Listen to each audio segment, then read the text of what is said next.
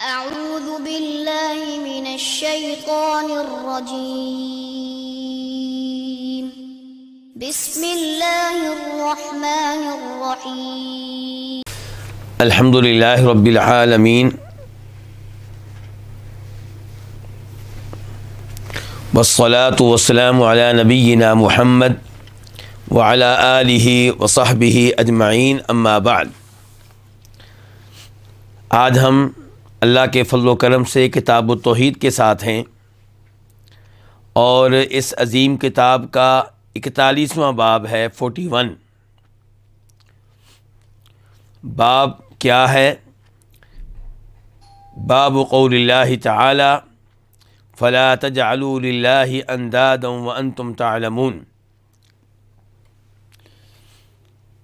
باب ہے اللہ کے اس فرمان کے بارے میں کہ پس تم نہ بناؤ للہ اللہ کے لیے اندادن کسی قسم کے شریک، وانتم تعلمون جب کہ تم جانتے ہو۔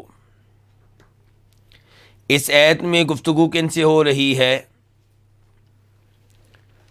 سب سے پہلے اس کے مخاطب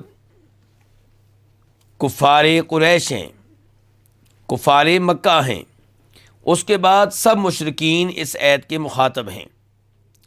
اس آیت کا آغاز، بلکہ اس سے پہلی آیت کا آغاز اس بات سے ہو رہا ہے کہ یا ایھا الناس اعبدوا ربکم الذی خلقکم، اے لوگو تم عبادت کرو اپنے اس رب کی جس نے تمہیں پیدا کیا ہے، یعنی کہ عبادت اسی کی جو خالق ہے، خالق کے علاوہ دوسرے عبادت کے حقدار نہیں ہیں۔ عبادت کے لائق صرف وہ ہے جو خالق ہے اور وہ ایک ہی ہے۔ فرمایا وہ خالق ہے تمہارا بھی، والذین من قبلکم اور ان لوگوں کا بھی جو تم سے پہلے ہیں، لعلکم تتقون، تم عبادت اس خالق کی کرو، اس مالک کی کرو تاکہ تم بچ سکو اللہ کی ناراضگی سے، بچ سکو جہنم کی آگ سے۔ وہ اللہ عبادت کے لائق ہے اور تنہا عبادت کے لائق ہے، ایک تو اس لیے کہ وہ خالق ہے، دوسرے نمبر پہ خالق کے بعد ہمارے امور کی تدبیر کرنے والا بھی صرف وہی ہے۔ الذی جعل لکم الارض فراشا، جس نے تمہارے لیے زمین کو بچھونا بنایا اور آسمان کو کیا بنایا؟ چھت۔ میرے ساتھ ہی ہیں نا آپ لوگ؟ وَأَنزَلَ مِنَ السَّمَاءِ مَاءً، اور جس نے آسمانوں سے کیا اتارا؟ پانی۔ فَأَخْرَجَ بِهِ مِنَ الثَّمَرَاتِ، اس پانی سے اللہ نے پھل پیدا کیے، غلہ پیدا کیا، اناج اگایا ہمارے رزق کے لیے۔ یہ ساری گفتگو کرنے کے بعد اللہ تعالیٰ کہتے ہیں فَلَا تَجْعَلُوا لِلَّهِ أَنْدَادًا وَأَنْتُمْ تَعْلَمُونَ، پس تم نہ بناؤ اللہ کے اندادن کسی قسم کے شریک۔ انداد ند ان کی جمع ہے، ند جو کیا ہو؟ کسی کے مثل ہو، کسی سے مشابہ ہو، کسی کے برابر کا ہو۔ تو ہم ترجمہ کیا کر رہے ہیں؟ کسی قسم کے شریک نہ بناؤ، یعنی کہ ہم عموم کا ترجمہ کر رہے ہیں، کسی قسم کا شریک۔ یہ عموم کیوں؟ کیونکہ اندادن یہ لفظ نکرہ ہے، معرفہ نہیں ہے، اس کے اوپر الف لام نہیں ہے، یہ نکرہ ہے۔ اور اس سے پہلے کیا آیا ہے؟ نہیں آئی ہے، لا تجعلوا۔ اور عربی زبان کا اصول اور قاعدہ ہے کہ جب نکرہ نہیں کے بعد آئے تو فائدہ دیتا ہے کس کا؟ عموم کا۔ تو اسی لیے ہم ترجمہ کر رہے ہیں کہ اللہ کے لیے کسی قسم کا شریک نہ بناؤ۔ وَأَنْتُمْ تَعْلَمُونَ، جب کہ تم جانتے ہو، واو حالیہ، جب کہ تم جانتے ہو۔ کیا جانتے ہو؟ تم جانتے ہو کہ اللہ کا کوئی شریک نہیں ہے، اللہ کے برابر کا کوئی نہیں ہے، اللہ کے مثل کوئی نہیں ہے۔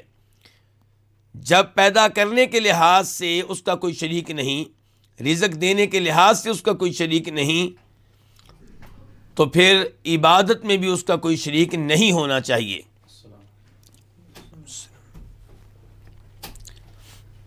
تو یہ ہے سورہ بقرہ کی آیت فَلَا تَجْعَلُوا لِلَّهِ أَنْدَادًا وَأَنْتُمْ تَعْلَمُونَ، اور اس کا نمبر ہے، آپ کے پاس نمبر ہے سید کا؟ 22 نمبر آیت ہے یہ۔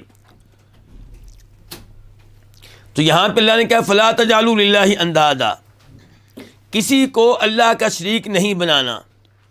کسی کو اللہ کا شریک بنانا یہ دو طرح ہو سکتا ہے۔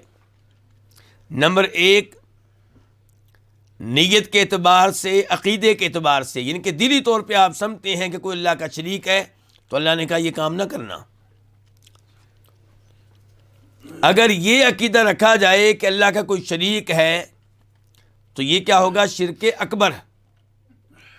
یہ کیا ہوگا؟ شرک اکبر۔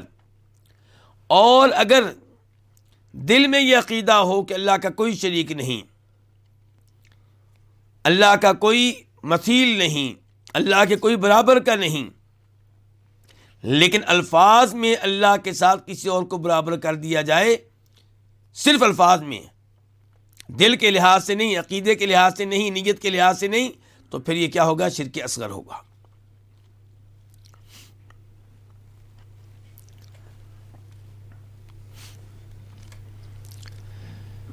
مثال کے طور پہ یہ کہنا کہ میں وہی کروں گا جو اللہ چاہے گا اور جو آپ چاہیں گے، یہ کس سے کہہ رہا ہے؟ اپنے والد صاحب سے۔ کس سے کہہ رہا ہے؟ اپنے دوست سے۔ کس سے کہہ رہا ہے؟ اپنے پارٹنر سے۔ کس سے کہہ رہا ہے؟ اپنی بیگم سے۔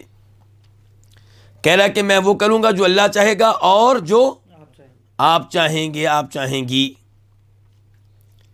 تو اور کا لفظ جو ہے یہ تقاضا کرتا ہے کس کا؟ برابری کا۔ اس کا مطلب یہ ہے کہ چاہنے میں، مشیت میں، ارادے میں آپ نے مخلوق کو رب کے برابر کر دیا۔ دلی طور پہ آپ اپنے والد کو اللہ کے برابر کا نہیں سمجھتے، دلی طور پہ آپ اپنی بیگم کو اللہ کے برابر کا نہیں سمجھتے، لیکن الفاظ کی حد تک آپ نے برابر کر دیا، تو ہم اس کو شرک اکبر تو نہیں کہتے، شرک اصغر ہے۔ اللہ نے آپ سے کیا کہا تھا؟ فلا تجعلوا للہ اندادا، اللہ کے کا شریک کسی کو نہیں بنانا، نہ عقیدے کے لحاظ سے، ارادے و نیت کے لحاظ سے، نہ زبانی طور پہ الفاظ کے اعتبار سے۔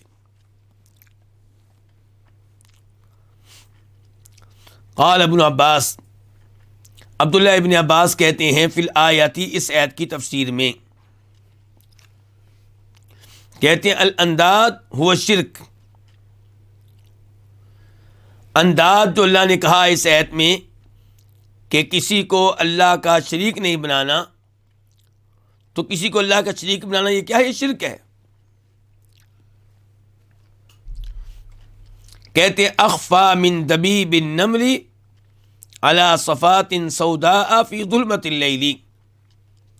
عبداللہ ابن عباس یہاں پہ اس آیت کی تفسیر میں شرک کی اقسام میں سے ایک قسم بیان کرنے لگے ہیں، اور یہ سلف سے آپ کو ملے گا کہ قرآن کریم کی تفسیر کرتے ہوئے وہ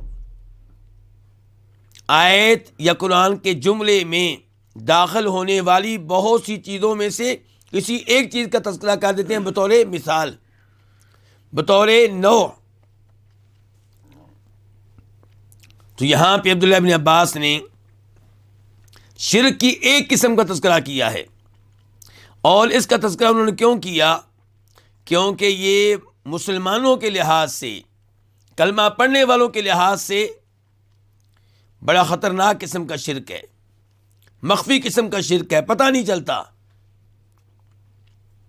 مسلمان جو ہوگا، کلمہ پڑھنے والا جو ہوگا، جس کو پتہ ہوگا لا الہ الا اللہ کا معنی و مفہوم کیا ہے، وہ اللہ کے ساتھ کسی اور کو عبادت کے لحاظ سے شریک نہیں کرے گا،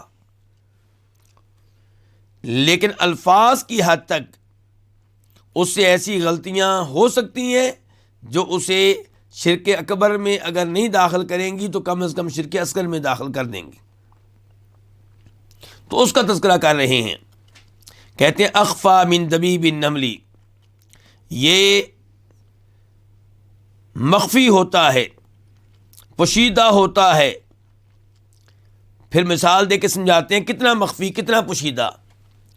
کہتے ہیں کہ فی ظلمۃ اللیل، رات کا اندھیرا ہو، رات کی تاریکی ہو، صفات سوداء، اور سیاہ رنگ کا کیا ہو؟ پتھر ہو، رات اندھیری، 14ویں رات نہیں، کیونکہ یہ تو روشنی والی رات ہے، نہیں اندھیری رات.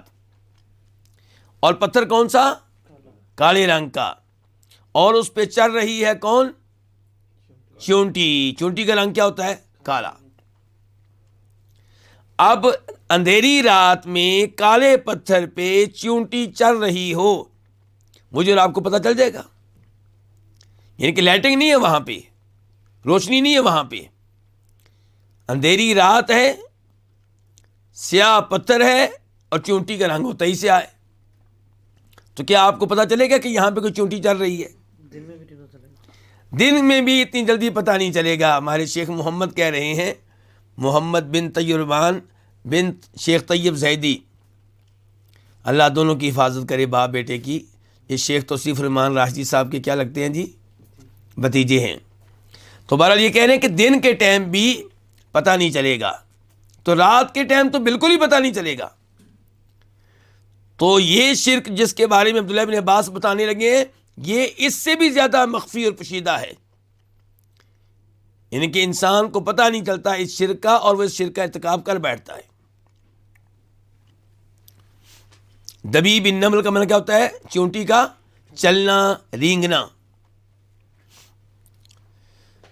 کیا ہے جی وہ شرک؟ عبداللہ بن عباس سے پوچھتے ہیں یہ کون سا شرک ہے جس کے بارے میں آپ کہہ رہے ہیں کہ یہ اندھیری رات میں سیاہ پتھر پہ چونٹی کے رینگنے سے بھی زیادہ مخفی اور پوشیدہ ہے؟ کہتے ہیں وَهُوَ أَن تَقُولَ، اور وہ یہ ہے کہ آپ یوں کہیں. اب عبداللہ ابن عباس 5 مثالیں دیں گے، 5 جملے ذکر کریں گے جن میں شرک پایا جاتا ہے. کہتے ہیں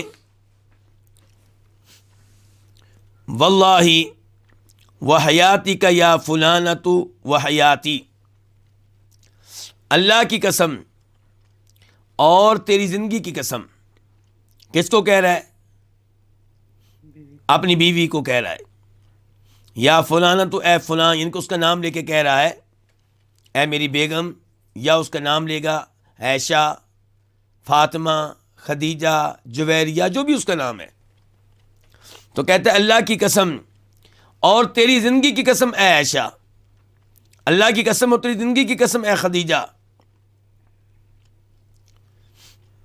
یا کہتا ہے اللہ کی قسم و حیاتی، اور میری زندگی کی قسم. تو قسم اٹھا رہا ہے، اور قسم اللہ کے ساتھ ساتھ اپنی زندگی کی یا اپنی بیگم کی زندگی کی اٹھا رہا ہے. تو یہاں پہ اس نے 2 جرم کیے ہیں. کتنے جرم کیے ہیں؟ 2. کون کون سے؟ ایک تو اللہ تعالیٰ کو اور اپنی بیگم کی زندگی کو الفاظ کی حد تک برابر کر دیا ہے، واو کا استعمال کیا اور کا. دوسرے نمبر پہ اس نے قسم اٹھائی ہے اللہ کے ساتھ ساتھ اپنی بیگم کی زندگی کی یا اپنی زندگی کی. تو یہ دونوں چیزیں اپنی اپنی جگہ پہ شرک اصغر ہیں. تو گویا کہ اس جملے میں 2 بار شرک اصغر ہو گیا.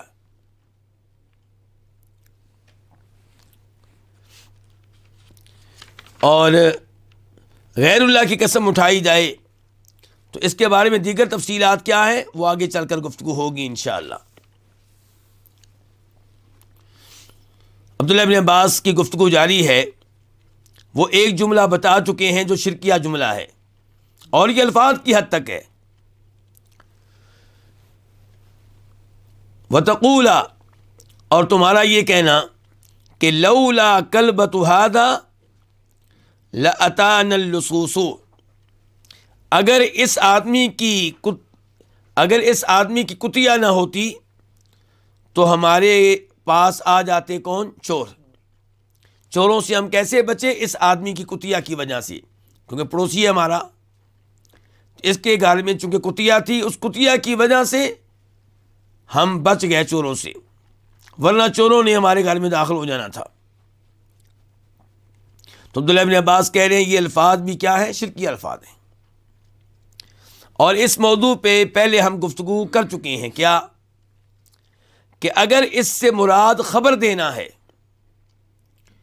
تو انشاءاللہ اس میں کوئی حرج نہیں ہے. اور اگر آپ اس نعمت کا تذکرہ کرنا چاہ رہے ہیں کہ میں بچ گیا ہوں اور اس کو بڑھا چڑھا کے پیش کر رہے ہیں اور ساری اس نعمت کی نسبت آپ قطیہ کی طرف کر رہے ہیں, اللہ کا آپ نام نہیں لے رہے, یا اللہ کا نام لیتے ہیں تو ساتھ قطیہ کا نام لیتے ہیں اور کہہ کے, تو پھر یہ چیز آپ کو داخل کر دے گی کس میں؟ شرک اصغر میں.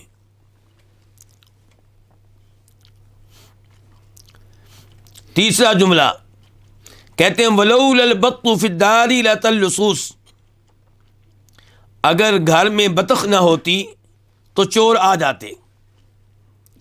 تو بچایا کس نے؟ بطخ نے. تو یہ الفاظ بھی گزشتہ الفاظ کی طرح ہیں. اگر مقصد خبر دینا ہے تو پھر انشاءاللہ ان الفاظ میں کوئی حرج نہیں ہے, اور اگر مقصد نعمت کا اظہار ہے تو پھر یہ الفاظ انسان کو شرک اصغر میں داخل کر دیتے ہیں. چوتھے نمبر پہ وَقَوْلُ الرَّجُلِ لِصَاحِبِهِ مَا شَاءَ اللَّهُ وَشِئْتَ, کسی آدمی کا اپنے ساتھی سے کہنا کہ ما شاء اللہ, جو اللہ چاہے گا اور آپ چاہیں گے, یعنی کہ میں وہ کروں گا جو اللہ چاہے گا اور آپ چاہیں گے. تو یہاں پہ کیا کہا گیا؟ جو اللہ چاہے گا اور آپ چاہیں گے. یہ نہیں کہا کہ جو اللہ چاہے گا پھر آپ چاہیں گے, پھر نہیں ہے, بلکہ اور کا استعمال ہے, اور میں کیا ہوتا ہے؟ برابری ہوتی ہے. گویا کہ آپ نے اللہ کی مشیت کو اور اپنے صاحب اپنے دوست کی مشیت کو برابر کر دیا, اور یہ الفاظ کی حد تک شرک اصغر ہو گیا.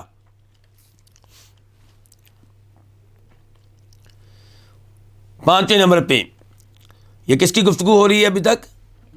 عبداللہ بن عباس رضی اللہ عنہما, وہ اس آیت کی تفسیر کر رہے ہیں. وقول الرجل, اور کسی آدمی کا کہنا لولا اللہ و فلان, اگر اللہ نہ ہوتا اور فلاں آدمی نہ ہوتا تو پھر کیا ہو جاتا؟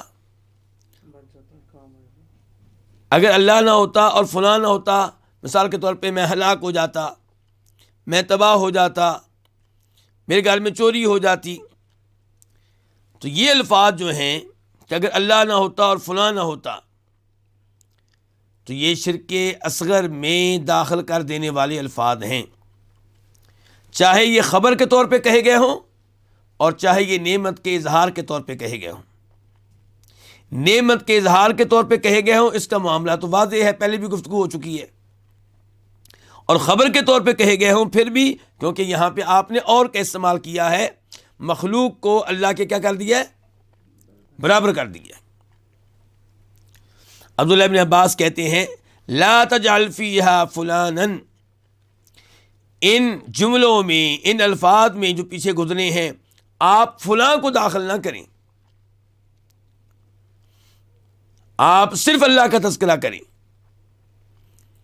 اور اگر آپ نے کسی اور کا تذکرہ کرنا ہے تو پھر کس کے ذریعے کریں؟ ثم کے ذریعے پھر کہہ کر, برابری نہ کریں. عبداللہ بن عباس کہتے ہیں ھذا کلہ, یہ سب کا سب, یہ کہ جتنے جملے میں نے بتائے ہیں, جتنے الفاظ میں نے بتائے ہیں, جتنی مثالیں میں نے دی ہیں, کون کہہ رہے ہیں؟ عبداللہ بن عباس. یہ سارے کے سارے الفاظ جو ہیں بھی اس کے ساتھ, کس کے ساتھ؟ بھی شرکن, یعنی کہ یہ الفاظ کہنے والے کو شرک میں داخل کر رہے ہیں. یہ سارے کے سارے الفاظ کہنے والے کو کس میں داخل کر رہے ہیں؟ شرک میں. اور یہ شرک کون سا ہے؟ الفاظ کی حد تک مخلوق کو رب کے برابر کر دینا, تو اس لیے شرک اصغر ہے. رواہ ابن ابی حاتم, ان الفاظ کو عبداللہ بن عباس کی تفسیر کو کس نے روایت کی؟ امام ابن ابی حاتم نے.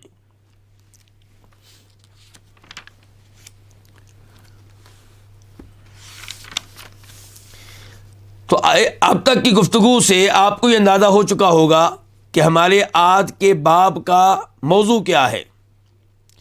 ان الفاظ کا تذکرہ کرنا جو لوگوں کی زبانوں پہ جاری ہوتے ہیں, زبان زد عام ہیں، جبکہ وہ شرک اصغر ہیں اور لوگوں کو اس کا احساس ہی نہیں ہوتا۔ دوسرے نمبر پہ اس باب میں امام صاحب ہمیں یہ بتائیں گے کہ شرک اصغر کبیرہ گناہوں سے زیادہ خطرناک ہے۔ لفظ اصغر سے کہیں آپ دھوکہ نہ کھا جائیں کہ چلو جی شرک اصغر ہی ہے، جی کون سا شرک اکبر ہے؟ ٹھیک ہے، شرک اکبر انسان کو اسلام سے نکال دیتا ہے اور شرک اصغر نہیں نکالتا، لیکن شرک اصغر کبیرہ گناہوں سے زیادہ خطرناک ہے۔ اور بسا اوقات وہ جرم کر کے جس کے بارے میں علماء کرام نے کہا ہے شرک اصغر ہے، انسان کئی صورتوں میں داخل ہو جاتا ہے کس میں؟ شرک اکبر میں۔ گناہوں کی ترتیب کیا ہے؟ سب سے خطرناک وہ گناہ ہے جو شرک اکبر ہے، پھر شرک اصغر، پھر بدعات، پھر کبیرہ گناہ اور پھر صغیرہ گناہ۔ تو پتہ چلا کہ شرک اصغر بدعات سے بھی خطرناک اور کبیرہ گناہوں سے بھی زیادہ خطرناک۔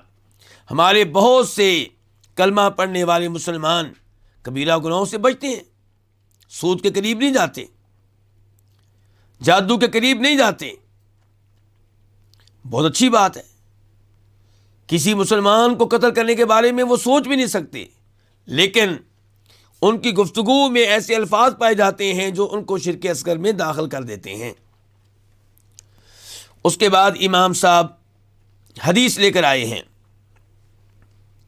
حدیث کیا ہے؟ وعن عمر بن الخطاب رضی اللہ عنہ ان رسول اللہ صلی اللہ علیہ وسلم قال من حلف بغیر اللہ فقد کفر او اشرک،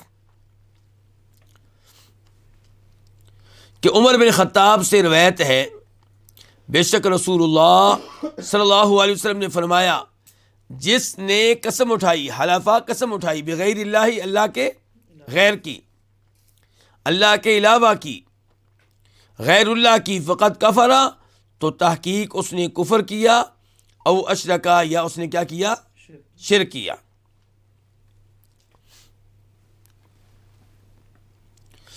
کہتے ہیں کہ رواہ ترمذی، ہمارے مؤلف کہتے ہیں اس حدیث کو روایت کیا امام ترمذی نے، وحسنہ، اور انہوں نے اس کو حسن درجے کی حدیث قرار دیا ہے۔ اور یہ بات بالکل ٹھیک ہے کہ امام ترمذی نے اس کو روایت کیا، اور ترمذی میں اس کا نمبر ہے 1535، 1535، اور اس کو امام ترمذی نے حسن قرار دیا ہے۔ اس کے بعد ہمارے مؤلف کہتے ہیں وصححہ الحاکم، اور امام حاکم نے اس کو صحیح قرار دیا ہے۔ اس کو صحیح قرار دینے والوں میں صرف امام حاکم نہیں ہے، امام حاکم، امام ابن حبان اور امام ذہبی نے بھی تائید کی ہے امام حاکم کی۔ امام القیم نے اس کو الوابل الصیب میں صحیح قرار دیا ہے، شیخ البانی نے اس کو صحیح قرار دیا ہے، اور الصحیحہ میں، ان کی کتاب صحیحہ میں اس کا نمبر ہے 2042، 2042۔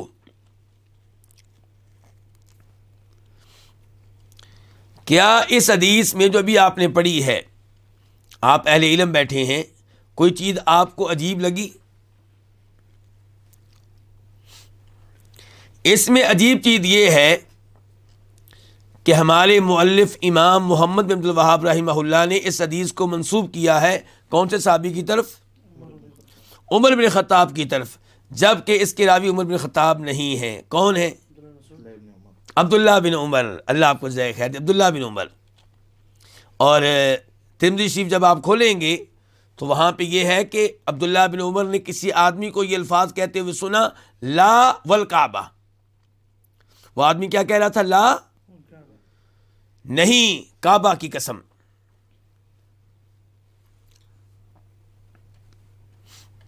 نہیں، میں قسم اٹھاتا ہوں کس کی؟ کعبہ کی۔ یہ ایسی جیسے کیا ہے، لا اقسم بیوم نہیں، میں قسم اٹھاتا ہوں کس کی؟ قیامت کے دن کی۔ ہمارے بہت سے علماء کرام کہتے ہیں کہ آپ لا اقسم کے لا کو زیادہ قرار نہ دیں، قرآن میں کوئی لفظ زید نہیں ہے، آپ اسی انداز میں لیں جیسے اس آدمی نے قسم اٹھائی ہے، لا نہیں، یعنی کہ جس چیز پہ قسم اٹھائی جا رہی ہے اس کا انکار، اس کے بعد قسم کہ نہیں میں قسم اٹھاتا ہوں روز قیامت کی. تو یہی انداز اس آدمی کا ہے، لیکن یہ قسم غیر اللہ کی اٹھا رہا ہے. کہتا ہے کہ نہیں، اور کعبہ کی قسم نہیں، کعبہ کی قسم. اور کا ترجمہ تو نہیں کریں گے، واو قسمی ہے. اچھا، سوال یہ ہے کہ کعبہ کی قسم اٹھانے میں کیا مسئلہ ہے؟ جی وہ تو اللہ کا عظیم گھر ہے. کہو جی گلفراز صاحب، کعبہ کی قسم اٹھانے میں کیا مسئلہ ہے؟ وہ تو اللہ کا سب سے عظیم گھر ہے.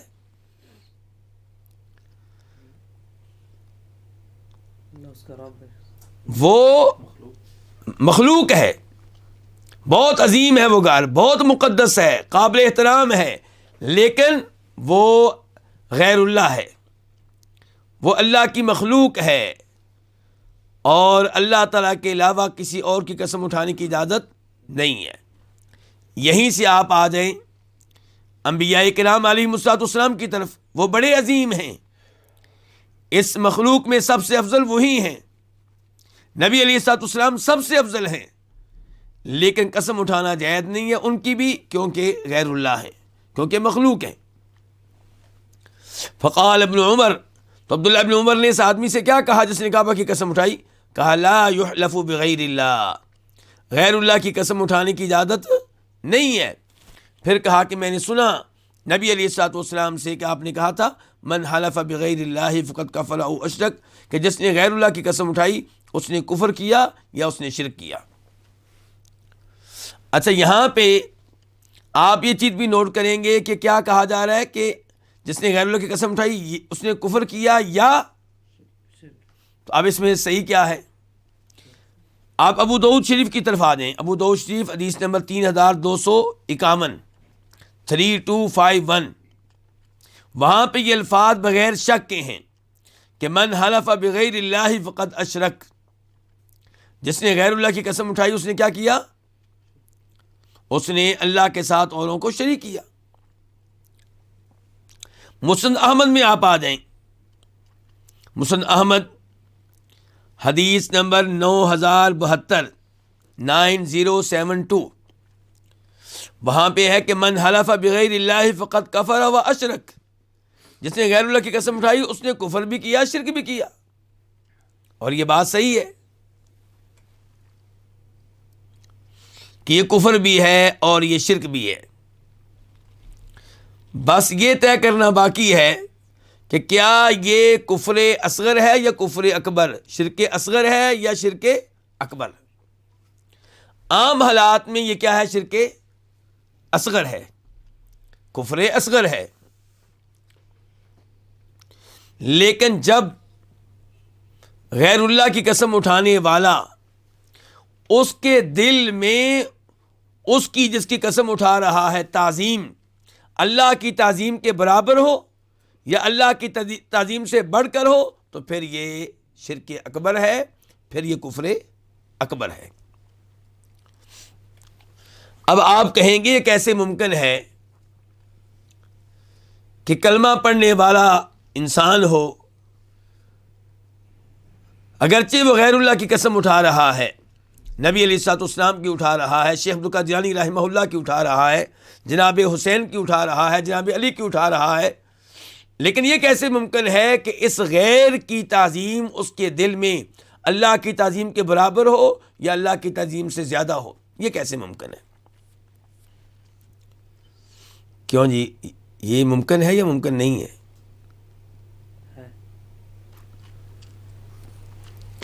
میں بھی آپ سے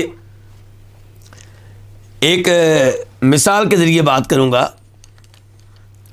آپ نوٹ کریں گے اپنے معاشرے میں بہت سے لوگ آپ کو ایسے مل جائیں گے کہ جو جب کسی چیز پہ جھوٹی قسم اٹھانا چاہیں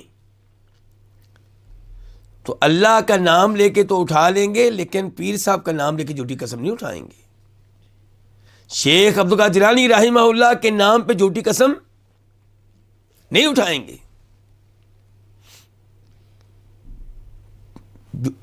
پہلی بات تو یہ کہ جھوٹی قسم وہ نہیں اٹھائیں گے، نہ اللہ کی نہ شیخ عبدالقادر جیلانی کی.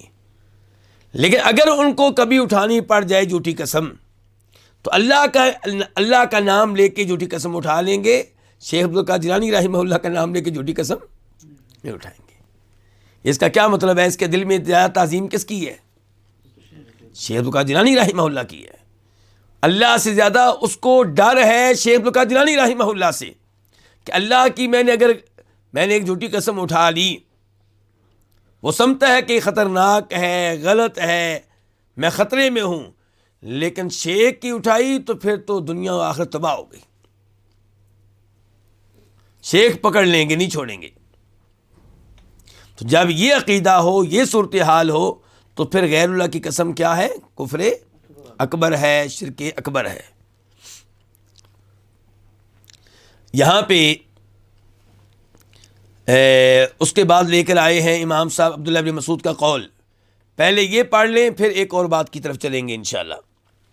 وقال ابن مسعود، عبداللہ ابن مسعود کہتے ہیں لَأَنْ أَحْلِفَ بِاللَّهِ كَاذِبًا أَحَبُّ إِلَيَّ مِنْ أَنْ أَحْلِفَ بِغَيْرِهِ صَادِقًا.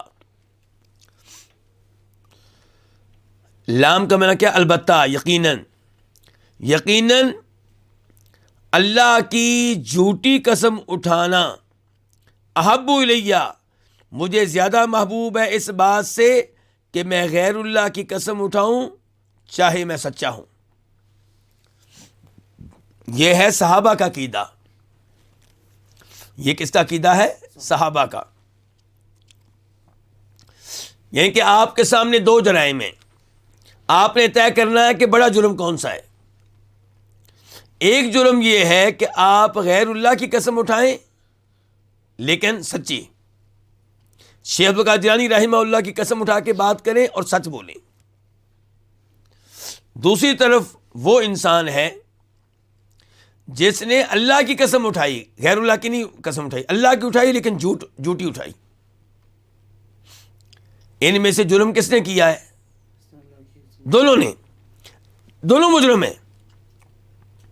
شیخ عبدالقادر جیلانی رحمہ اللہ کی قسم اٹھانے والا، اللہ کے نبی علیہ الصلوۃ والسلام کی قسم اٹھانے والا، جناب حسین کی قسم اٹھانے والا، سیدہ فاطمہ کی قسم اٹھانے والا سچ بول رہا ہے، لیکن قسم کس کی اٹھائی ہے؟ غیر اللہ کی. اور یہ کیا ہے؟ جرم ہے، شرک اصغر ہے، شرک اصغر عام حالات میں. اور جس نے اللہ کی قسم اٹھائی لیکن جھوٹی اٹھائی، اس نے بھی جرم کیا ہے، اللہ کے نام کا غلط استعمال کیا ہے. لیکن اس کا جرم کون سا ہے جی؟ شرک اکبر ہے کہ شرک اصغر ہے؟ نہ وہ شرک اکبر ہے نہ شرک اصغر ہے، وہ کبیرہ گناہ ہے. وہ حرام کام کیا اس نے، گناہ والا کام کیا اس نے، زمین غموس ہے اس کی. اللہ کی جھوٹی قسم اٹھانا یہ چیز انسان کو جہنم کی آگ میں لے جانے والی ہے. جرم کیا ہے، کبیرہ گناہ کیا ہے، لیکن یہ پھر بھی چھوٹا مجرم ہے اس کے مقابلے میں جس نے غیر اللہ کی قسم اٹھائی، کیونکہ اس نے کیا کیا؟ شرک اصغر کیا ہے. اس نے کبیرہ گناہ کا ارتکاب کیا ہے، اس نے شرک اصغر کیا ہے. تو یہ ہے سلف کا عقیدہ، صحابہ اکرام کا عقیدہ. لیکن عام سوچ آپ کے معاشرے کی کیا ہوگی؟ آپ کی عام سوچ کے لحاظ سے شاید بڑا مجرم اس کو سمجھا جائے گا جس نے اللہ کے نام کا غلط استعمال کیا، جھوٹی قسم اٹھائی. تو عبداللہ بن عباس کے الفاظ پھر پڑھ لیجیے. کہتے ہیں لَأَنْ أَحْلِفَ بِاللَّهِ كَاذِبًا، البتہ یہ کہ میں قسم اٹھاؤں اللہ کی، کاذباً جھوٹ بولتے ہوئے، احب الیہ مجھے زیادہ محبوب ہے اس بات سے، ان احلف بغیرہ صادقا کہ میں غیر اللہ کی قسم اٹھاؤں سچ بولتے ہوئے.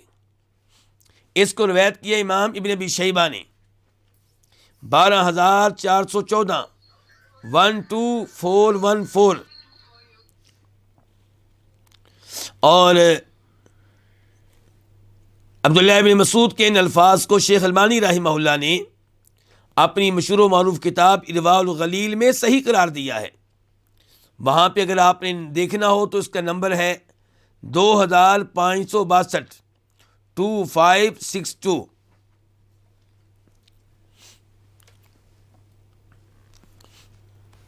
قسم کے موضوع پہ ہماری گفتگو اپنے اختتام کی طرف بڑھ رہی ہے، تو یہاں پہ تھوڑی سی گفتگو ان کی طرف سے بھی ہو جائے جو قسمیں اٹھاتے رہتے ہیں غیر اللہ کی اور کوئی ٹینشن بھی نہیں لیتے. کبھی اللہ کے نبی کی قسم اٹھا رہے ہوتے ہیں، صلی اللہ علیہ وسلم کبھی آپ کی زلفوں کی قسم اٹھا رہے ہوتے ہیں، کبھی آپ کی کملی کی قسم اٹھا رہے ہوتے ہیں، کبھی آپ کے چہرے کی قسم اٹھا رہے ہوتے ہیں، کبھی آپ کی عزت کی قسم اٹھا رہے ہوتے ہیں، اور یہ ساری قسمیں کون سی ہیں؟ غیر اللہ کی قسمیں ہیں۔ ان کے دلائل آپ یقین جانیں، آپ جس بھی شخص سے گفتگو کریں وہ کسی بھی گمراہی پہ ہو، اس کے پاس کوئی نہ کوئی دلیل ہوگی، بے دلیل کوئی نہیں ملے گا آپ کو، لیکن دیکھنا یہ ہوگا کہ وہ دلیل کیسی ہے، کیا اس کی کوئی حیثیت ہے۔ عام طور پہ گمراہ لوگوں کے دلائل کیا ہوتے ہیں؟ ڈوبتے کو تنکے کا سہارا۔ وَإِنَّ أَوْهَنَ الْبِيُوتِ لَبَيْتُ الْعَنكَبُوتِ کی حیثیت ہوتی ہے۔ تو یہاں پہ آپ نے دیکھ لیا کہ اللہ کے رسول علیہ الصلوۃ والسلام غیر اللہ کی قسم کو کفر اور شرک قرار دے رہے ہیں۔ معاملہ کتنا واضح ہے جی؟ واضح ہے نا؟ آپ یہ تو اختلاف کر سکتے ہیں کہ یہ شرک اصغر ہے یا شرک اکبر ہے، لیکن کم از کم یہ تو آپ کو ماننا پڑے گا ان صحیح حدیث کی روشنی میں کہ غیر اللہ کی قسم اٹھانا یا شرک اصغر ہے یا شرک اکبر ہے، ہر شکل میں حرام ہے، گناہ ہے اور کبیرہ گناہ ہے۔ لیکن اس کے باوجود اللہ کے نبی علیہ السلام سے محبت کا اظہار کرنے کے نام پہ آپ کی قسمیں اٹھائی جاتی ہیں، بلکہ کئی لوگ تو اپنی والدہ کی قسم اٹھا رہے ہوتے ہیں، کوئی وطن کی قسم اٹھا رہا ہے، کوئی دھرتی کی قسم اٹھا رہا ہے، کوئی ملکی آئین کی قسم اٹھا رہا ہے، کوئی رزق کی قسم اٹھا رہا ہے۔ یہ سب قسمیں غیر اللہ کی قسمیں۔ دلائل کیا جی ان کے؟ نمبر 1 مسلم شریف کی حدیث ہے، اور مسلم شریف میں اس حدیث کا نمبر ہے 11۔ میں مسلم شریف کھولنا چاہوں گا، یہ حدیث آپ کے سامنے رکھنا چاہوں گا۔ نمبر کیا مسلم شریف میں اس کا؟ 11۔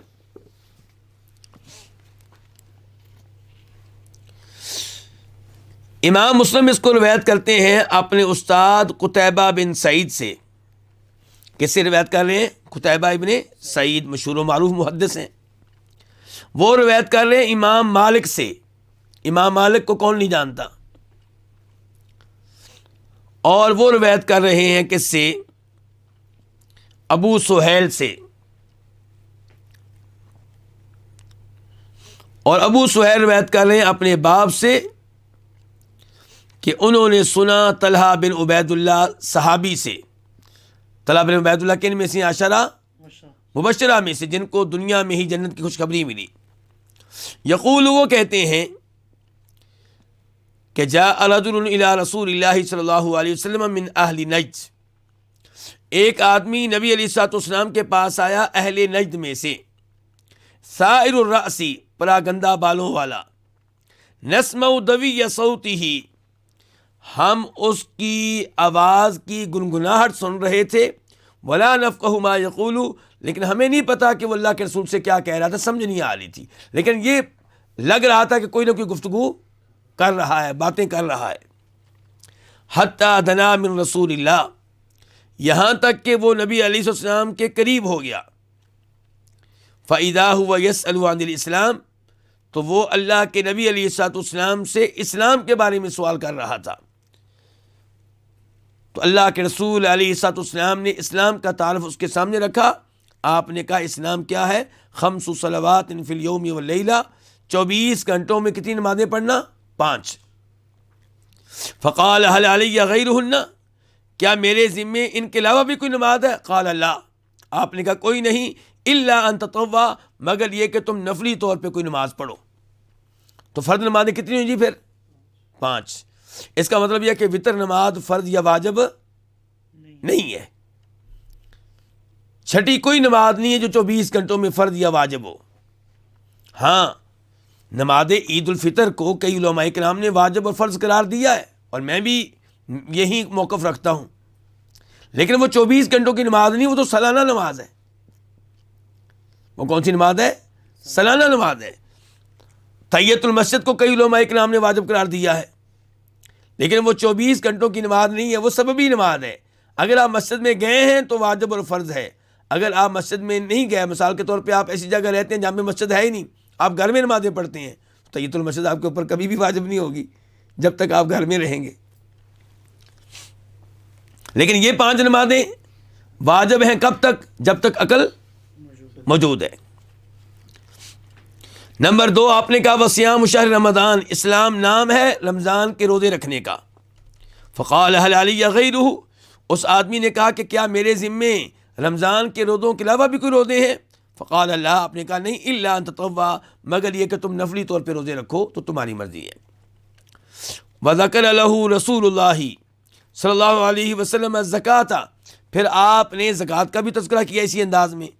تو اس نے کہا هل علی غیرہ، کیا میرے ذمے زکوٰۃ کے علاوہ بھی کوئی مال ہے اللہ کی راہ میں دینا؟ قال اللہ، آپ نے کہا نہیں، الا ان تطوع، مگر یہ کہ تم نفلی طور پہ دو. قال، صحابی کہتے ہیں، کون سے صحابی ہیں جی؟ طلحہ، کہ فادبر الرجل، اب وہ آدمی پشت پھیر کے جا رہا ہے، وہو یقول، اور وہ کہہ رہا ہے، واللہ، اللہ کی قسم. کس کی قسم اٹھائی اس نے؟ اللہ کی. لا ازید علی ھذا ولا انقص منہ، نہ میں اس سے بڑھ کے کچھ کروں گا نہ اس سے کم. 5 کی بجائے 4 نمازیں نہیں پڑھوں گا، 5 ہی پڑھوں گا. پورے رمضان کے روزے رکھوں گا، زکوٰۃ دوں گا، لیکن اس سے زیادہ بھی میں کچھ نہیں کروں گا. فقال رسول اللہ صلی اللہ علیہ وسلم، تو اللہ کے رسول نے فرمایا، افلح ان صدقہ، یہ کامیاب ہو گیا اگر اس نے سچ کہا ہے تو. اگر یہ عمل کرے گا اپنی اس بات پہ تو پھر یہ کامیاب ہے. لو جی، یہاں سے پتا چلا کہ سنتے پڑھے بغیر بھی وہ کیا ہے؟ کامیاب ہے. سنتے پڑھنی چاہیے. نبی علیہ السلام پڑھتے تھے، جو بخشے بخشائے تھے، جن کی جنت پکی تھی. صحابہ کرام پڑھتے تھے، جو بڑے عظیم انسان تھے. تو میں اور آپ سنتے کیوں چھوڑیں جبکہ صبح و شام ہم گناہ کرتے ہیں؟ اور پھر ان سنتوں کی وجہ سے فرض نماز کی بھی حفاظت رہتی ہے. پھر فرائض میں جو کمی ہوگی روزے قیامت کس میں سے پوری کی جائے گی؟ سنتوں میں سے، نوافل میں سے. سنتے نہیں چھوڑنی چاہیے، لیکن لوگوں سے سنتے پڑھوانے کے لیے غلط فتویٰ دینا اور یوں ظاہر کرنا کہ سنتے پڑھنا واجب اور فرض ہے، یہ غلط ہے. یہاں پہ وہ آدمی کہہ رہا اللہ کی قسم میں اس سے بڑھ کے کوئی نماز نہیں پڑھوں گا، اس سے بڑھ کے کوئی روزے نہیں رکھوں گا، اور آپ کہہ رہے ہیں تو کامیاب ہے جی. اچھا، اس آدمی کے الفاظ پھر نوٹ کریں. آپ کیا کہا اس نے؟ افلح ان صدقہ. اور اللہ کے رسول کے الفاظ نوٹ کریں. آپ نے کیا کہا؟ افلح ان صدقہ، یہ کامیاب ہے اگر اس نے سچ کہا ہے تو. یہاں پہ نبی علیہ الصلوۃ والسلام نے کوئی قسم اٹھائی؟ جی آپ سے سوال کر رہا ہوں، قسم اٹھائی؟ تو میں یہ گزارش کر رہا تھا کہ یہ جو حدیث میں نے آپ کے سامنے پڑھی ہے، اس میں اللہ کے رسول صلی اللہ علیہ وسلم کے الفاظ یہ ہیں کہ افلح ان صدقہ، یہ کامیاب اگر اس نے سچ کہا ہے تو. اور یہاں پہ آپ نے کوئی قسم نہیں اٹھائی. لیکن امام مسلم اس اصل حدیث کو بیان کرنے کے بعد پھر اس سے متعلق دیگر روایات لے کر آئے ہیں. دیگر روایت میں وہ روایت کر رہے ہیں کس سے؟ اپنے استاد یحییٰ بن ایوب اور قتیبہ بن سعید سے، اور وہ دونوں روایت کرتے ہیں اسماعیل بن جعفر سے. اسماعیل بن جعفر کی جگہ پہلے کون تھے؟ امام مالک، اللہ آپ کو جزائے خیر دے. پہلے تھے امام مالک، اب کون ہے؟ اسماعیل بن جعفر. اچھا، میں گزارش یہ کر رہا تھا کہ جو پہلی حدیث میں نے آپ کے سامنے رکھی ہے وہ مسلم شریف کی بنیادی حدیث ہے، اس کو کہتے ہیں اصول. اس کے بعد امام مسلم بنیادی حدیث ذکر کرنے کے بعد اضافی فوائد لے کر آتے ہیں، اضافی روایات لے کر آتے ہیں جن میں کوئی نہ کوئی فائدہ ہوتا ہے. لیکن جو بعد میں روایت لے کر آتے ہیں اس کا معیار وہ نہیں ہوتا جو اصل روایت کا معیار ہوتا ہے. تو اب یہاں پہ بھی بعد میں ایک روایت لے کر آئے ہیں، اور پہلی روایت تھی امام مالک کے ذریعے، دوسری روایت ہے اسماعیل بن جعفر کے ذریعے. اور اسماعیل بن جعفر کا وہ مقام و مرتبہ نہیں ہے جو امام مالک کا ہے. تو اس میں کیا الفاظ ہیں جی؟ کہ اللہ کے نبی علیہ السلام نے کہا افلح و ابیہ ان صدقہ، کہ یہ آدمی کامیاب ہے اس کے باپ کی قسم. یہ آدمی کامیاب ہے اس کے باپ کی قسم اگر اس نے سچ کہا ہے تو. یا آپ نے کہا کہ داخل الجنہ و بھی ان صدقہ، یہ آدمی جنت میں جائے گا اس کے باپ کی قسم اگر اس نے سچ کہا ہے تو یہاں پہ آپ کی طرف سے اس آدمی کے باپ کی قسم اٹھانے کا تذکرہ ہے.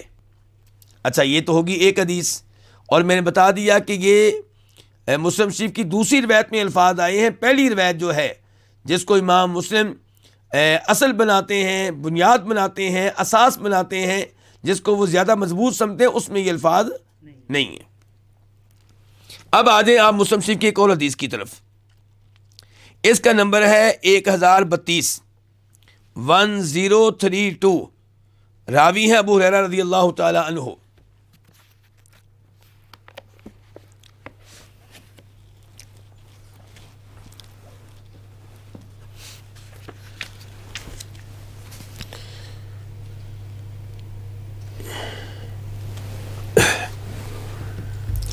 یہاں پہ کیا ہے،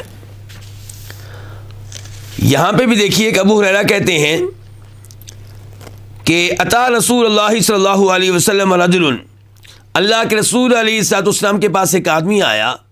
اس نے کہا یا رسول اللہ، اللہ کے رسول، ایو صدقۃ آدم، کون سا صدقہ زیادہ عظیم ہے، زیادہ اہمیت رکھتا ہے؟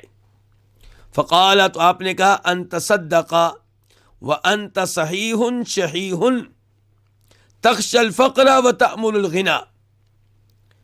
سب سے عمدہ صدقہ یہ ہے کہ آپ صدقہ اس حالت میں کریں جب آپ تندرست ہوں، شحیح، مال کی خواہش موجود ہو، مال کی حرص موجود ہو، تندرست ہیں، مال کی چاہت آپ پائی جاتی ہے آپ میں.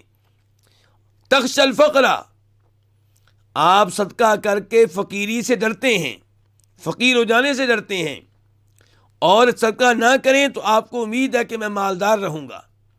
ان حالات میں بھی آپ اللہ کی راہ میں مال دیں، یہ سب سے بہتر صدقہ ہے. یعنی کہ ایک صدقہ یہ ہے کہ آپ تب دیں جب آپ بوڑھے ہو چکے، زندگی سے مایوس، ٹھیک ہے، وہ بھی نیکی ہے، اللہ انشاءاللہ قبول کرے گا. لیکن سب سے بہتر صدقہ یہ ہے کہ جب آپ تندرست ہیں، مال کا شوق ہے، مال سے تنگ نہیں آئے ہوئے، اس کے باوجود آپ اللہ کی راہ میں دیتے ہیں. فرمایا ولا تمہل حتی اذا بلغت الحلقوم قلت لفلان کذا ولفلان کذا. یہ کام نہ کرنا کہ پہلے صدقہ نہ کرو، کنجوس بن کر بیٹھے رہو، اور جب موت آنے لگے، روح حلق تک پہنچ جائے، پھر کہو جناب اتنا مال کسی فلاں مسجد کو دے دینا، اتنا مال فلاں مدرسے کو دے دینا، اتنا مال فلاں یتیم کو دے دینا. اللہ کے نبی فرماتے ہیں اب تو مال تیرا رہا ہی نہیں، اب وہ مال کن کا ہو چکا ہے؟ وارثوں کا ہو چکا ہے. اب تو تیرا مال ہے ہی نہیں، جب تیرا تھا تو نے دیا نہیں. اچھا، یہاں پہ جو ابھی حدیث آپ نے سنی ہے، کیا اس میں غیر اللہ کی قسم کا تذکرہ آیا؟ نہیں آیا.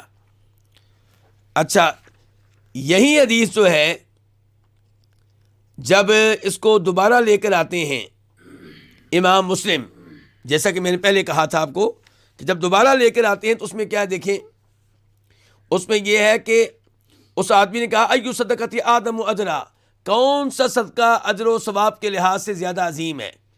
تو آپ نے کہا تھا اما و ابی کا، تیرے باپ کی قسم، لتنبأنہ، تمہیں یہ بات بتائی جائے گی، تمہیں تمہارے سوال کا جواب دیا جائے گا. پھر آپ نے کہا ان تصدق وانت صحیح شحیح، کہ آپ صدقہ کریں جب کہ آپ تندرست ہوں، مال کی حرص رکھتے ہوں، فقیری سے ڈرتے ہوں. اور پھر آگے وہی بات پوری آپ نے کہی جو پچھلی حدیث میں آ چکی ہے. تو اب یہ دو حدیثیں ہو گئی ہیں آپ میں. اچھا، اس میں ایک تو آپ نے یہ نوٹ کرنا ہے کہ امام مسلم ایک حدیث کو لے کر آتے ہیں اساس اور بنیاد اور اصل کے طور پہ، تو دونوں مقام پہ وہاں پہ غیر اللہ کی قسم نہیں ہے، اور جو بعد میں وہ متابعت کے طور پہ لے کر آتے ہیں، شواہد کے طور پہ لے کر آتے ہیں، یہ اضافی فوائد کے طور پہ لے کر آتے ہیں، وہاں پہ غیر اللہ کی قسم موجود ہے.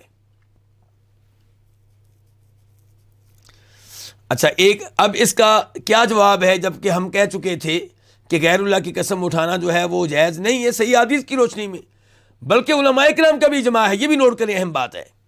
صرف حدیث نہیں ہے، علماء کرام کا اجماع ہے. امام ابن عبد البر کہتے ہیں اجماع العلماء، علماء کرام کا اجماع اس بات پہ علی ان الیمین بغیر اللہ، کہ غیر اللہ کی قسم اٹھانا مکروہۃ، یہ مکروہ ہے، منہی عنہا، اس سے منع کیا گیا ہے.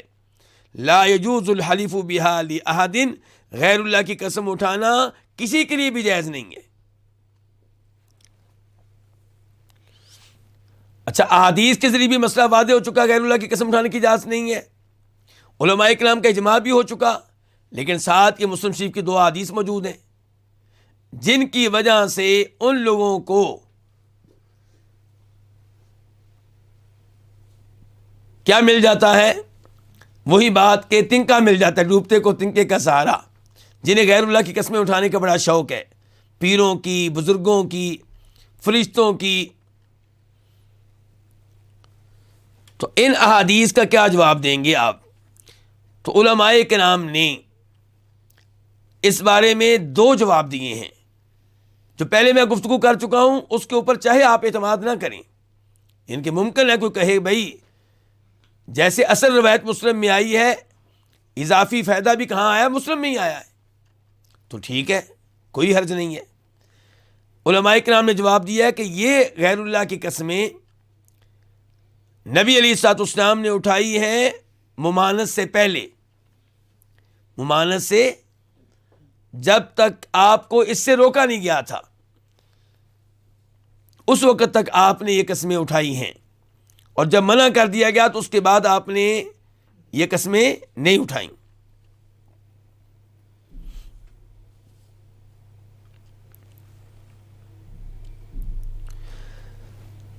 دوسرا جواب یہ دیا گیا ہے کہ یہ الفاظ ان الفاظ میں سے ہیں جو عربوں کی زبانوں پہ جاری ہوتے رہتے تھے، زبان زد عام تھے، اور ان الفاظ کا معنی مقصود نہیں ہوتا تھا. جیسا کہ وہ کہا کرتے تھے تریبت یمینک.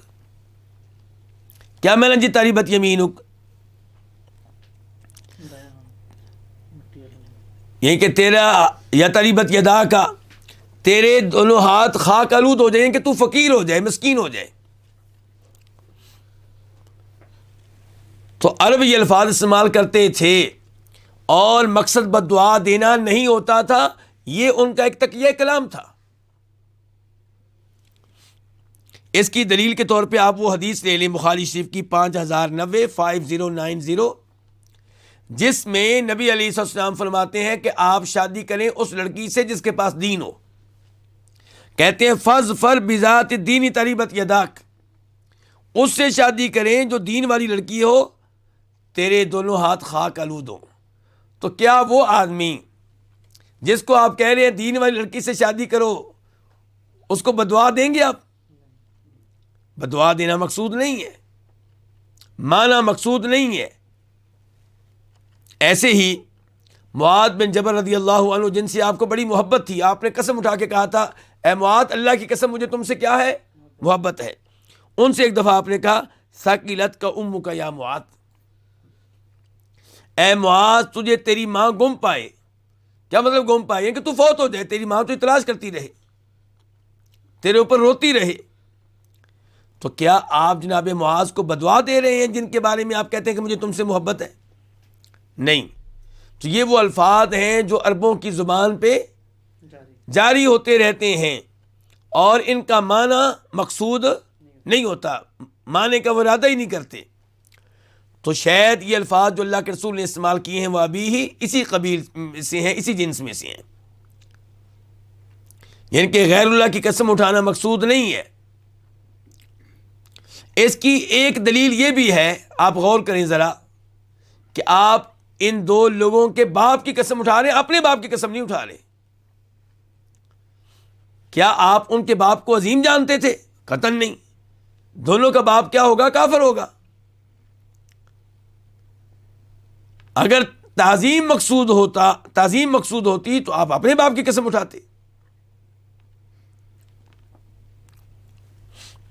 تو بہرحال خلاصہ کلام یہ ہے کہ غیر اللہ کی قسم اٹھانا جائز نہیں ہے۔ اس کے بعد وعن حذیفہ رضی اللہ عنہ عن النبی صلی اللہ علیہ وسلم قال، جناب حذیفہ بن یمان سے روایت ہے، وہ نبی علیہ الصلوۃ والسلام سے روایت کرتے ہیں کہ آپ نے فرمایا لا تقولوا، تم یہ نہ کہو کہ ما شاء اللہ و شاء فلان، جو اللہ چاہے گا اور فلاں چاہے گا۔ یہ الفاظ نہیں کہنے، کیوں؟ کیونکہ اس میں کیا برابری ہے۔ ولیکن قولوا، لیکن تم یوں کہو کہ ما شاء اللہ ثم شاء فلان، کہ جو اللہ چاہے گا پھر جو فلاں چاہے گا۔ رواہ ابو داود بسند صحیح، اس حدیث کو روایت کی امام ابو داود نے صحیح سند کے ساتھ۔ جی ہاں، ابو داود میں اس کا نمبر ہے 4980 4980، اور شیخ البانی نے اس کو صحیح قرار دیا ہے۔ تفصیلات دیکھیے ان کی کتاب الصحیحہ میں، وہاں پہ اس کا نمبر ہے 137 137۔ تو ان الفاظ پہ تفصیلی گفتگو نہیں ہوگی کیونکہ اس پہ مستقل آگے باب آئے گا، لیکن مناسب گفتگو پہلے ہو چکی ہے اس موضوع کے اوپر۔ اس کے بعد کہتے ہیں ہمارے مؤلف امام محمد بن عبد الوہاب رحمہ اللہ، وجاء عن ابراہیم النخعی، کہ ابراہیم نخعی سے آیا ہے۔ ابراہیم نخعی کون ہیں؟ بہت بڑے تابعی ہیں۔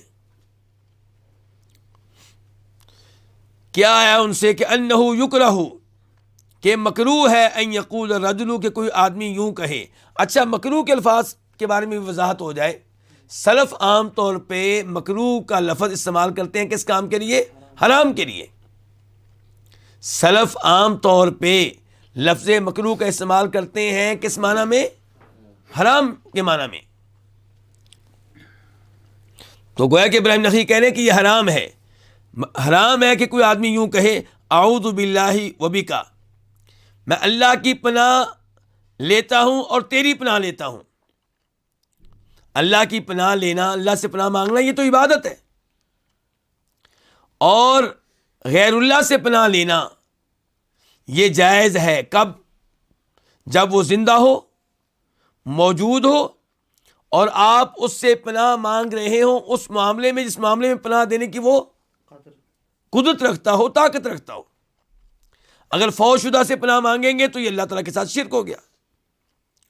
لیکن جو زندہ ہے، موجود ہے، آپ کے دشمن سے آپ کو بچا سکتا ہے، طاقتور آدمی ہے، تو اس سے آپ پناہ مانگتے ہیں تو اس میں کوئی حرج نہیں ہے۔ لیکن یہ الفاظ کہنا کہ میں اللہ کی پناہ لیتا ہوں اور تیری پناہ، اور کا لفظ غیر اللہ کو آپ نے اللہ کے برابر کر دیا، یہ حرام ہے، یہ جائز نہیں ہے۔ وَيَجُوزُ أَن يَقُولَ، اور جائز ہے یوں کہنا کہ بِاللَّهِ ثُمَّ بِكَ، کہ میں اللہ کی پناہ لیتا ہوں پھر تیری پناہ لیتا ہوں۔ تو دیکھیں صحابہ کرام کا عقیدہ بھی الحمدللہ وہی ہے جو ہم اہل حدیث اور سلفیوں کا عقیدہ ہے، تابعین کا بھی وہی عقیدہ ہے۔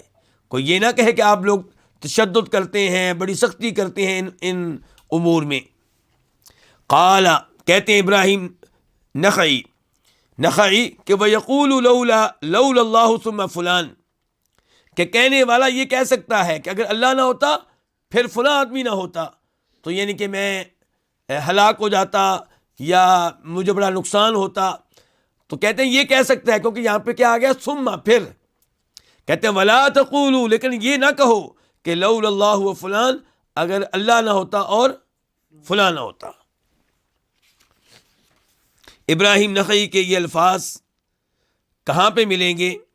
ان کو روایت کیا امام عبدالرزاق نے اپنی کتاب میں، اور دیگر ائمہ کرام نے بھی۔ فیہ مسائل، ہمارے مؤلف کہتے ہیں کہ اس باب میں بہت سے مسائل ہیں۔ کیا کیا؟ الاولی، پہلا مسئلہ، تفسیر آیت البقرہ فی الاندادی، سورہ بقرہ کی آیت نمبر کون سی جی؟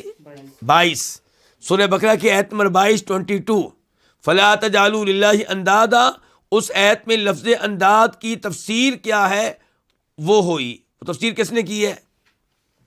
عبداللہ بن عباس رضی اللہ عنہما نے، کہ اللہ کے ساتھ کسی کو شریک کرنا کیسے ہے، تو اس کی انہوں نے چند مثالیں دی ہیں۔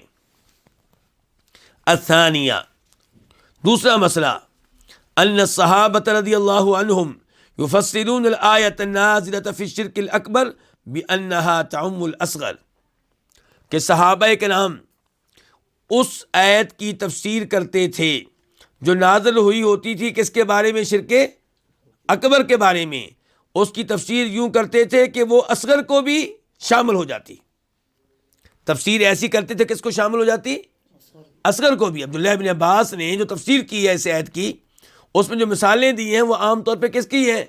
شرک اصغر کی ہیں، جبکہ آیت جو ہے وہ نازل ہوئی ہے شرک اکبر کے بارے میں.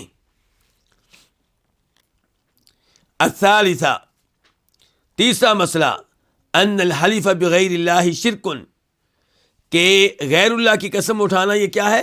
شرک ہے. اور یہ صحیح حدیث سے ثابت ہے جسے روایت کرنے والے ہیں عبداللہ بن عمر، اور جسے امام ترمذی، امام ابو داؤد وغیرہ نے بیان کیا ہے. اور یہ وضاحت ہو چکی ہے کہ شرک اکبر کب ہوگا اور شرک اصغر کب ہوگا.